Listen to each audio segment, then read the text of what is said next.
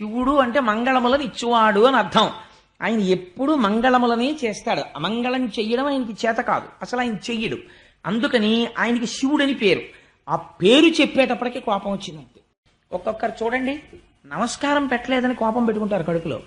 నమస్కారం అనేటటువంటిది respect cannot be demanded, it should be given voluntarily. స్వచ్ఛందంగా ఇవ్వాలి. ఒకరిని చూస్తే ఒకరికి నమస్కారం స్వచ్ఛందంగా పెట్టబుద్ధి వెయ్యాలి. అంతేగాని ఫలానా వాడు నాకు నమస్కారం పెట్టలేదని కక్ష పట్టడం మరింత నమస్కార యోగ్యతని కోల్పోవడం. అందుచేత నమస్కారం ఫలానా వాడు పెట్టలేదని ఇంతమంది సభలో పెట్టని వాడిని గుర్తుపట్టాడంటే ఎంత అజ్ఞానంతో వచ్చాడో చూడండి దక్ష ప్రజాపతి.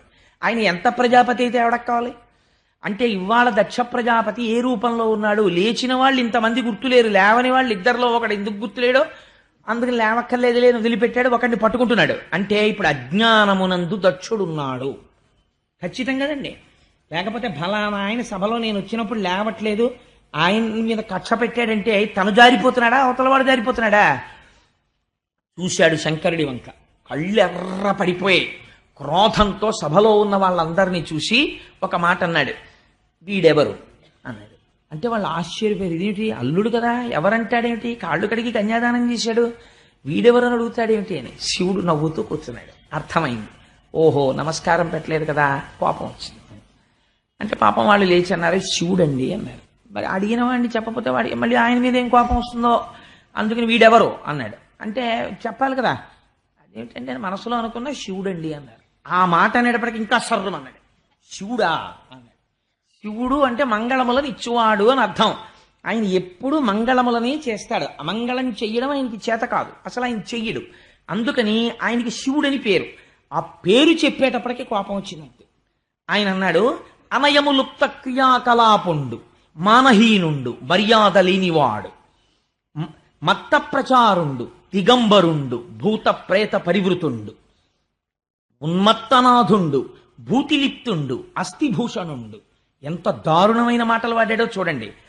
ప్రమథ భూతనాథుండు, భూతిలిప్తుండు, అస్థిభూషణుండు, దుష్ట హృదయుండు, నష్ట హృదయుండు, నష్ట శౌచుండు, దుష్ట హృదయుండు, ఉగ్ర పరేత భూ నికేతనుండు, వితత స్రస్త కేశుండు. అశుచి అయిన ఇతనికి శివుడను ప్రమాదమిట్లు కలిగే, అశివుడైన ఇతనిని శివుడని పిలిచి వేదంబు శూద్రునికిచ్చినట్లు అన్నాడు. ఎవడు రావి శివుడని పిలిచినవాడు? అనయము లుప్త క్రియాకలాపుండు, మానహీనుండు, మర్యాద లేనివాడు. ఇది శివుడా? అనయము లుప్త క్రియాకలాపుండు. లుప్త క్రియాకలాపుండు అంటే అసలు ఏ పని చేయనివాడు. ఏమిటి కోపం, లేచి నమస్కారం పెట్టలేదు. వీడికి పని ఉండదు పాడుండదు, అలా కూర్చుంటాడు. వీడు ఏ పని చేయడు. అనయము లుప్త క్రియాకలాపుండు. మీరు చాలా జాగ్రత్తగా వినాలి. ముందు నేను తిట్లు చెప్పేస్తాను, ఎందుకంటే పోతన గారు అన్నారు, వ్యాసుల వారును, ఇది దక్షుని చేత పరమశివుని పట్ల క్రోధంబుతో చేసినటువంటి ఈ వ్యాఖ్య ఎందయో స్తోత్రంబై పరంగే అన్నారు. అది ఎలా జరిగింది అన్నది తర్వాత వివరణ చేస్తాను. ముందేమన్నాడంటే అనయము లుప్త క్రియాకలాపుండు. కోపం వచ్చేసింది అనుకోండి అల్లుడి గారి మీద, పనా పాడ అలా పురాణాలుగా పోతుంటాడు అంటాడు మామగారు. అందుకని అనయము లుప్త క్రియాకలాపుండు, వీడికేం పని పాడు లేదు.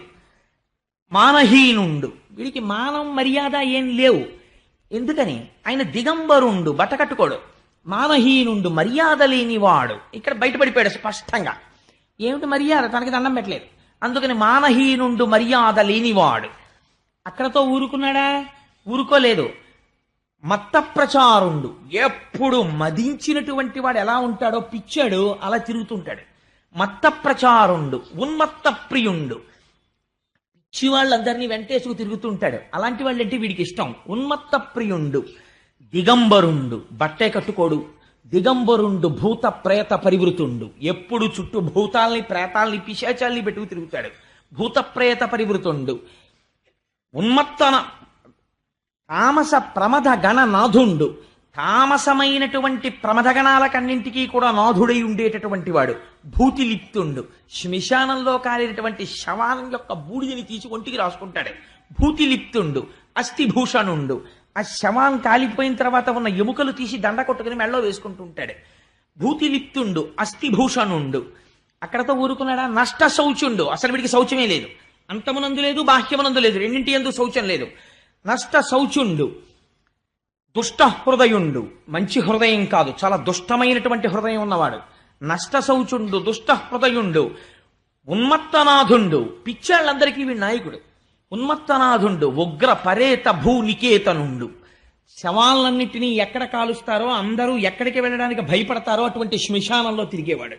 ఉగ్ర పరేత భూనికేతనుండు వితత స్రస్త కేశుండు, జుట్టు దువ్వుకోవడమే చేత కాదు, ఎప్పుడు జడలు కట్టేసి పెద్ద జటాజూటం ఒకటి కట్టుకు తిరుగుతుంటాడు. వితత స్రస్త కేశుండు, లేదా ఇలా చిమ్ముకుని విరజిమ్ముకుని తిరుగుతుంటాడు. అందుకని వితత స్రస్త కేశుండు.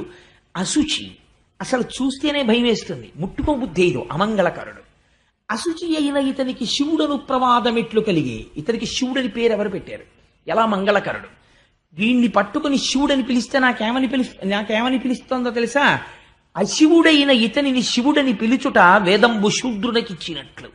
యజ్ఞోపవీతం లేనివాడికి, ఉపనయన సంస్కారం జరగని వాడికి, స్వరం తెలియని వాడికి వేదం పట్టుకెళ్ళి ఇచ్చినట్టుంది వీడిని శివుడని పిలవడం.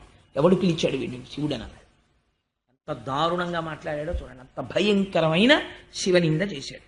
ఇదంతా చేస్తున్నప్పుడు శంకరుడు ఏం చేస్తున్నాడు అంటే చాలా సంతోషంగా నవ్వుతూ కూర్చున్నాడు.